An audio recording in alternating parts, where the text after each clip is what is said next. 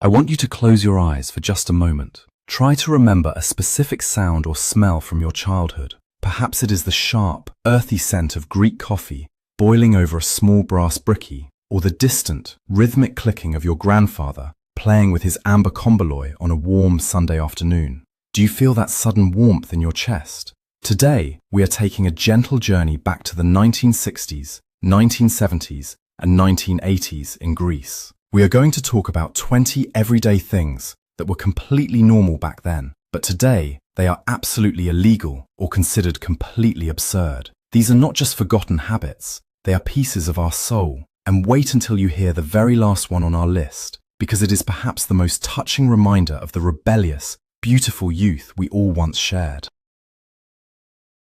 Before we begin our list, let us take a deep breath and remember how time used to flow in those days. Life moved at a much slower, more forgiving pace. There was no rush, no constant buzzing of mobile phones in our pockets. We knew the true value of waiting. Waiting for the green KTEL bus to arrive at the dusty station. Waiting for a handwritten letter to reach our mailbox. Waiting for Sunday to put on our best clothes and walk to the village square. There is a modern myth that without today's advanced technology, our lives were somehow poorer, but you and I know the truth. Our lives were infinitely richer. They were rich in genuine human connection, in eye contact, in spontaneous visits to a neighbour's house without calling first. The local cafenio was our social network, where news was shared over small glasses of tsiporo and loud games of backgammon. We lived raw, unfiltered lives, surrounded by a community that was as strict as it was deeply loving. Let us step back into that golden light. Let us begin with a memory that surely brings a smile to your face. Imagine the hot Greek summer sun beating down as you climb into the open back of a small pickup truck. It was usually a trusty Datsun, the absolute workhorse of the Greek countryside. Today, the police would stop you immediately. But back in the 1970s, this was the standard way to travel to the beach or the olive groves. There were no seatbelts, no safety regulations, just pure freedom and the wind tangling your hair. You and your cousins would sit on old blankets spread over the hot metal, bouncing with every pothole on the dirt roads. The air smelled of dry pine needles, wild thyme, and the salty breeze from the Aegean Sea. We would hold onto the sides of the truck, laughing loudly, feeling like adventurers on a great expedition. When the truck took a sharp turn, we would all slide together in a joyous, chaotic heap. It was a time when parents did not worry about every little danger, and the community looked out for one another. That simple ride in the back of an agricultural truck was our roller coaster, our ultimate summer joy, and a symbol of a time when life was beautifully unregulated and deeply connected to the rhythm of nature. Do you remember the rough texture of that metal truck bed beneath your hands? Another vivid memory that belongs entirely to the past is the sight of a small child buying cigarettes for their parents at the local periptero, the classic Greek street kiosk. Can you picture the warm, yellow glow of the kiosk light illuminating the dark street corner on a quiet evening? The kiosk was the beating heart of the neighborhood, smelling of freshly printed newspapers, sweet chewing gum, and dusty magazines. As a child of barely 7 or 8 years old, you would walk up to the small window, clutching a few drachmas tightly in your sweaty palm. You would stand on your tiptoes to reach the counter and confidently ask for a pack of Assos or Karelia for your father. The kiosk owner, who knew your entire family by name, would simply smile, hand over the unfiltered cigarettes, and perhaps give you a piece of candy as a reward. Today, selling tobacco to a minor is strictly illegal and unthinkable, but back in the 1970s, it was just another household chore. It was a profound symbol of the trust within the community. The kiosk owner was not a stranger, but an extension of the family circle. We felt grown up and responsible, carrying that small paper box back home, listening to the crickets singing in the warm night air. Speaking of cigarettes, let us remember how entirely different the world looked when smoking was permitted absolutely everywhere. Close your eyes and visualize a flight on Olympic Airways in the 1970s. The elegant stewardesses in their designer uniforms would walk down the aisle, offering coffee and a light for your cigarette. Every seat had a small metal ashtray built right into the armrest. The air inside the cabin was a thick blue haze, swirling around the reading lights. But it was not just airplanes. We smoked in hospital waiting rooms, inside the intercity KTEL buses with the windows barely open, and of course, in every single taverna. The clinking of the backgammon pieces at the cafeño was always accompanied by the heavy scent of burning tobacco and roasted coffee. Today, smoking in enclosed public spaces is strictly forbidden by law across Greece, and for good health reasons. But looking back, that constant cloud of smoke was the inescapable atmosphere of the era. It was the backdrop to every political argument, every romantic confession, and every quiet moment of reflection. The scent of that stale smoke, mixed with cologne, is a scent that instantly teleports us back to a bustling Athens cafe of our youth. Now, let us wander down to the sea and remember the ultimate freedom of unregulated summer camping. Today, setting up a tent on a public beach in Greece is strictly illegal and carries heavy fines. But in the 1970s and 1980s, free camping was an essential part of the Greek summer experience. Young people, families and travelers would find a beautiful, untouched cove and simply set up their canvas tents directly on the soft sand under the shade of the tamarisk trees. There were no organized facilities, no entrance fees, and no rules. We lived in perfect harmony with the sea. At night, we would gather dry driftwood and light large bonfires right on the shoreline. The sound of someone strumming an acoustic guitar blended perfectly with the gentle crashing of the waves. We ate fresh tomatoes, feta cheese, and warm bread under a blanket of thousands of bright stars. The smell of the salty sea spray mixed with the wood smoke created a perfume of pure independence. We woke up with the sunrise, unzipped our tents, and dove straight into the crystal clear water. It was a magical, primitive way of living that taught us to respect nature without needing a law to tell us how to do it. Let us leave the beach and walk back into the cold, echoing hallways of a Greek public school in the 1960s. This brings us to a reality that today is not only illegal, but deeply shocking. Corporal punishment by our teachers. Try to remember the sheer silence in the classroom when the strict teacher walked in, holding a long, heavy wooden ruler. If you forgot your homework, spoke out of turn, or made a mistake in spelling, you would be called to the front of the class. You had to hold out your open hands, palms facing up. The sharp, stinging pain of the wooden ruler striking your skin is something none of us will ever forget. We would rub our burning hands together, trying hard not to cry in front of our classmates. The classroom smelled of chalk dust, old paper, and fear. Today, this is child abuse and is rightfully banned in all schools. But back then, it was a completely accepted part of growing up. Our parents would even tell the teacher to be strict with us. Despite the harshness, it instilled a profound, almost paralyzing respect for authority and elders. We survived it, and it became a shared badge of resilience for an entire generation. Let us shift to a much sweeter memory, the morning arrival of the milkman or the galatas. Can you hear the rhythmic squeaking of his heavy bicycle chain and the bright ringing of his bell echoing through the quiet neighborhood streets? Long before strict pasteurization laws and modern supermarkets, fresh milk was delivered straight to our front doors. The galatas would arrive carrying large, heavy aluminium cans strapped to the sides of his bicycle or his donkey. Housewives would step out onto their porches in their morning robes, holding glass jugs or metal pots. He would measure out the raw, unpasteurized sheep or goat milk using a long-handled cup. The smell of that fresh milk was incredibly rich and earthy. When our mothers boiled it on the stove to make it safe to drink, the aroma filled the entire house. A thick, delicious layer of cream would form on the top, which we would eagerly spread on a slice of fresh bread with a sprinkle of sugar. Today, selling unpasteurized raw milk door to door without health inspections is entirely illegal. But that raw, pure taste and the morning chat with the friendly neighborhood milkman gave us a sense of community that no plastic bottle in a refrigerator aisle could ever replace.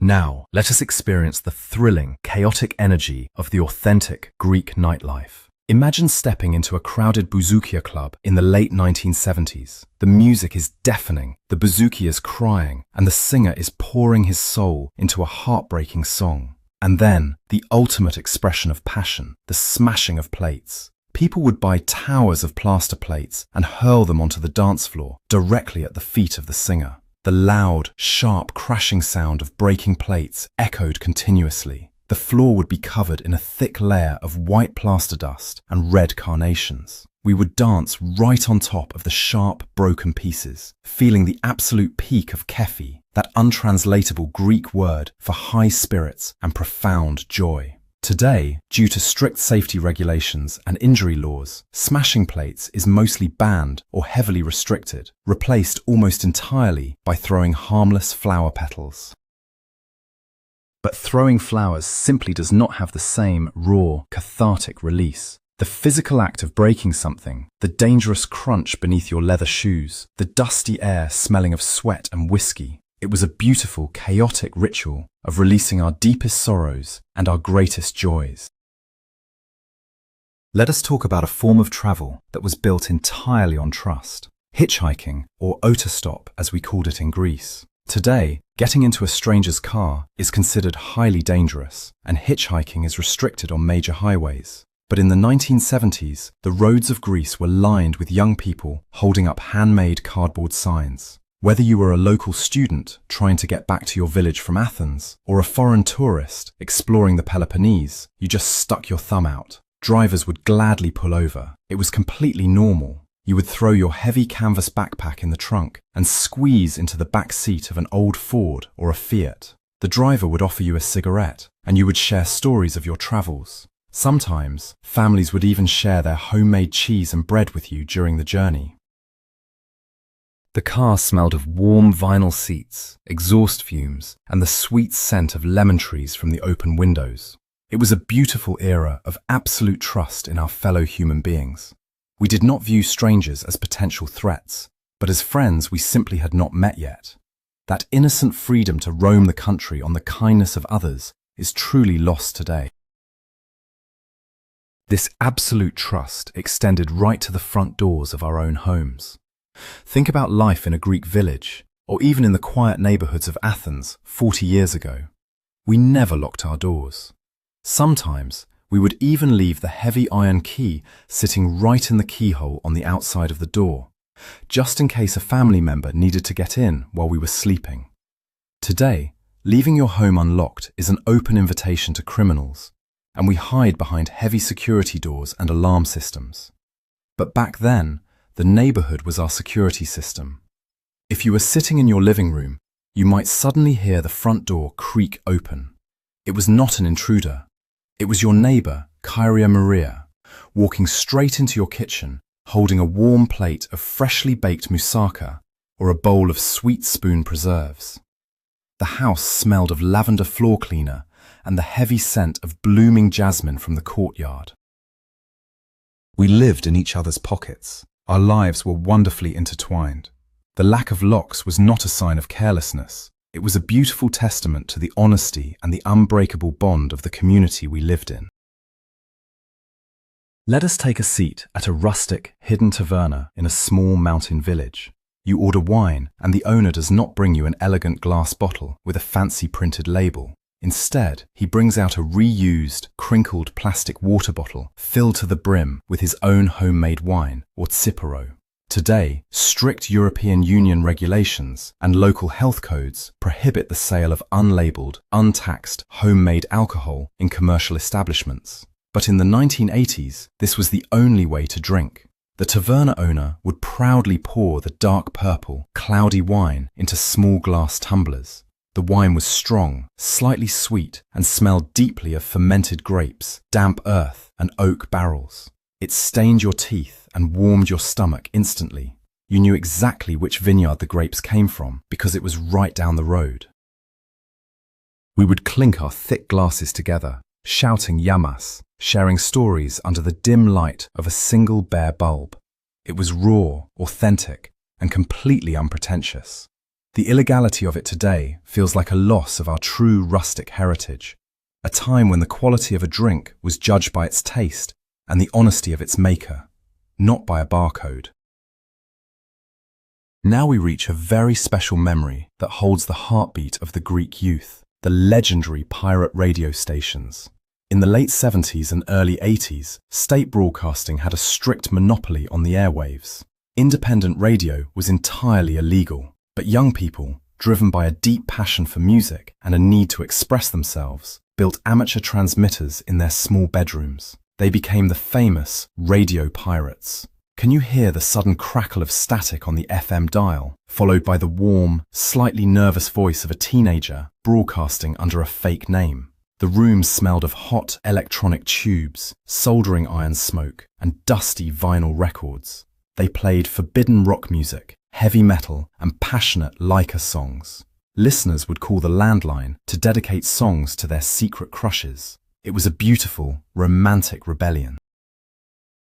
The police would sometimes use special equipment to track the signals and arrest these young broadcasters, confiscating their precious turntables.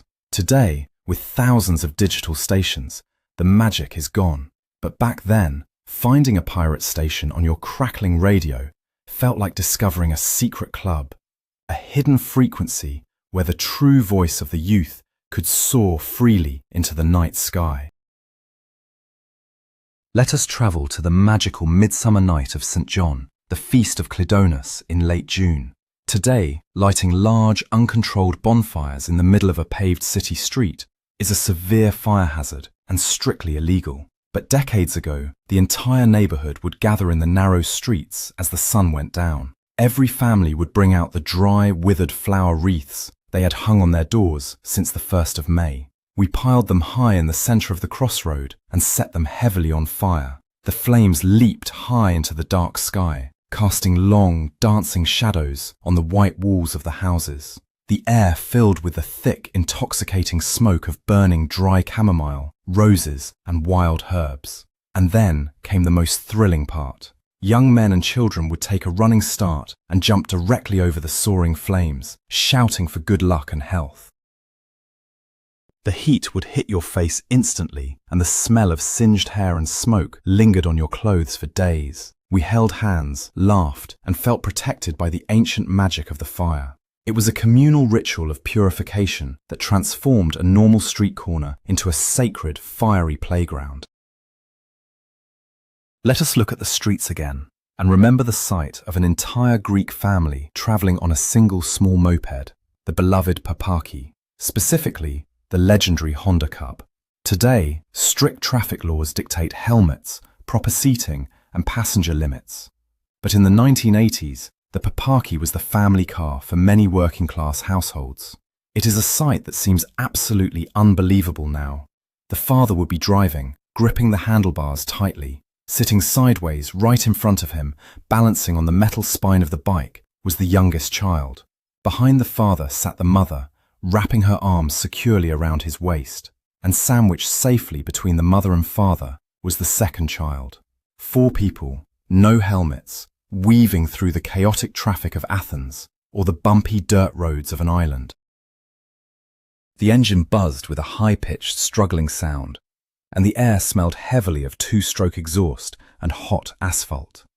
It was incredibly dangerous by modern standards, yet it was a masterclass in balance and family unity. We held on to each other tightly, feeling the warm wind on our faces, completely trusting our father's steady hands. That little moped carried the weight of our entire world. Do you remember where we used to play as children? Not in padded, perfectly safe playgrounds with rubber floors. We played in the Giaoupia, the unfinished, abandoned construction sites that dotted every neighborhood during the Greek building boom. Today, these sites are fenced off, heavily guarded, and legally restricted due to extreme safety hazards. But back then, a half-built apartment building was our ultimate castle. We would run wild through the concrete skeleton, jumping over exposed iron rebars and climbing up the unfinished, railing-free staircases. The air inside smelled strongly of wet cement, lime, and damp red bricks. We played epic games of hide-and-seek, our knees constantly scraped and covered in grey dust. We would find discarded pieces of wood and rusty nails to build our own small fortresses. Parents would simply yell our names from the balcony when the sun went down and dinner was ready. We learned to navigate danger through experience, developing an incredible physical confidence. That raw, dangerous, concrete playground taught us more about balance, courage, and teamwork than any perfectly safe modern park ever could. Let us step inside the house and talk about a serious family matter that shaped the lives of countless women, the traditional system of the dowry, or preca. It is hard to believe, but until the law was officially changed in 1983, providing a dowry was a legal obligation for a father to give to his daughter's new husband. Today, demanding a dowry is illegal, discriminatory, and belongs to the Dark Ages. But for decades, it was the absolute normal reality. The house smelled of mothballs and lavender as mothers proudly opened the heavy wooden chests. Inside were dozens of handmade, embroidered white linens, delicate lace, and woven rugs that took years of agonizing work to complete. But it was not just linens. Fathers would transfer property, cash, and olive groves to the groom through official, stamped legal contracts before the church wedding could even take place. It was a heavy financial burden that caused endless stress and family arguments. Yet, looking at it through the lens of nostalgia, we remember the incredible dedication of the mothers, the late nights spent cross-stitching under dim lights, pouring their love into every thread to ensure their daughters had a respected start in their new homes. Let us take a drive into the beautiful Greek countryside during the wet, cool days of spring. Suddenly, the driver abruptly stops the car right on the shoulder of the busy national highway. Why? Because grandmother spotted some excellent wild greens, the famous horta. Today, stopping on a highway is illegal, and foraging for herbs in protected national parks or private lands can result in heavy fines. But in the 1970s, the land belonged to the people. Families would step out of the car carrying small plastic bags and sharp kitchen knives. We would walk down into the ditches, crouching low to the ground to cut fresh dandelion greens, wild fennel, and sharp chicory. The earth was soft and damp, smelling of rain, wet grass, and crushed herbs. Our fingers would get stained green from the bitter juices. We would bring these wild treasures home, boil them perfectly, and serve them with generous glugs of golden olive oil and fresh lemon juice. That simple plate of boiled horta was the true taste of survival and deep connection to the generous Greek earth. We gathered our food directly from nature, guided only by the ancient knowledge passed down from our grandmothers. As winter approached, a very specific and dramatic ritual took place in the villages, the hoirosphagia, the traditional slaughtering of the family pig before Christmas. Today, European Union laws mandate that all meat must be processed in certified hygienic slaughterhouses to ensure public health. But back then, this was a massive, bloody, and entirely public communal event taking place right in the front yard. The crisp winter air was freezing, and the smell of boiling water, burning wood, and raw meat filled the entire neighborhood. Men would gather to carefully process the animal, while women immediately began boiling the fat, cleaning the intestines, and preparing the sausages. Absolutely nothing went to waste. We children would run around, watching the intense labor, learning the harsh but real cycle of life and food. We waited patiently for the first pieces of fried pork, the tigania, which tasted better than anything in the world. It was a primitive, messy, and deeply cooperative tradition. The whole village helped each other, ensuring that every family had enough rich, preserved meat to survive the long, cold winter months. Let us move to the holiest night of the year, the night of the Orthodox Easter resurrection, the Anastasi. Today, lighting illegal, homemade explosives is strictly prohibited by law, and the police constantly patrol the church squares. But decades ago, the moment the priest chanted, "Christ is risen," the village square turned into an absolute war zone. Young men would spend weeks secretly preparing dangerous homemade fireworks, loud dynamitakia, and flying rockets filled with black powder. The noise was physically deafening. The dark night sky lit up with wild, uncontrollable flashes of red and yellow fire. The air became thick with the suffocating, sharp smell of sulfur, burning paper, and heavy smoke. It was genuinely dangerous, and every year someone would get their fingers burned. But the thrill, the adrenaline, and the glorious chaos of that night were unmatched. We stood holding our small white candles, shielding our faces, feeling the powerful shockwaves of the explosions in our chests. It was a fierce, passionate celebration of life conquering death, celebrated with a dangerous intensity that modern, quiet fireworks simply cannot replicate. Imagine boarding a crowded KTEL public bus on a chilly November morning. You find your seat, and sitting right across from you is a man wearing muddy boots, holding a loaded, double-barreled hunting rifle, completely uncovered, with a wet hunting dog resting at his feet.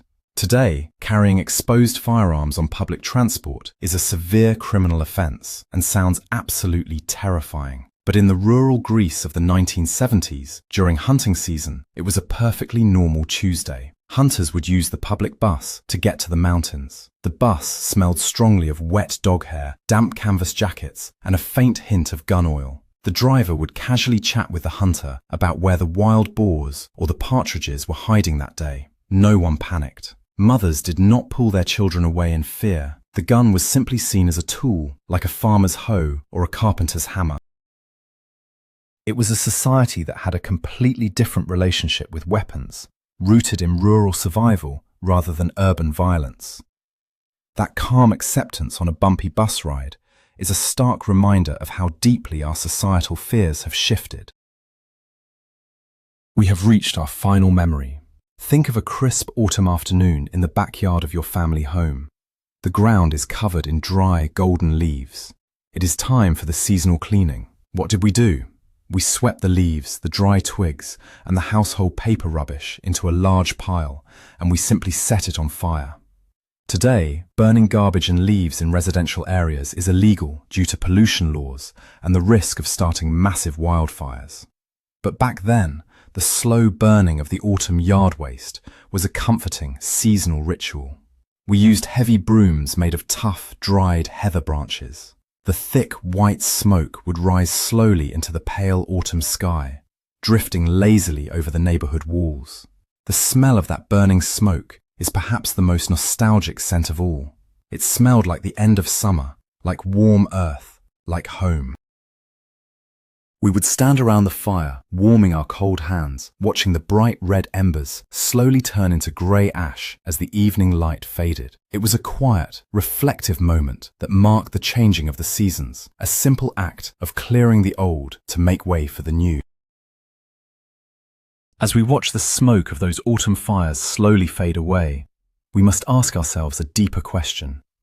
Do we truly miss riding in the back of dangerous trucks, or leaving our doors unlocked, or breathing in the thick smoke of a crowded cafeño? Perhaps not the things themselves. What we truly mourn, what we deeply ache for, is the feeling of that era. We miss the profound trust we had in our neighbours. We miss the unhurried rhythm of a life lived face to face, not through a screen. We miss our youth, our innocence, and a world where community was our greatest safety net. If this journey back to our beloved Greece brought a tear to your eye or a smile to your face, please subscribe to our channel and leave a like on this video. It helps us keep these precious memories alive. Now, I want to turn to you, my dear friend. Which of these 20 forgotten realities sparked the strongest memory for you? Did you ever broadcast from a pirate radio station or ride on a papaki with your whole family? Please write your own beautiful story in the comments below. Let us read them, remember together, and honour the magnificent, beautifully flawed era that made us who we are today.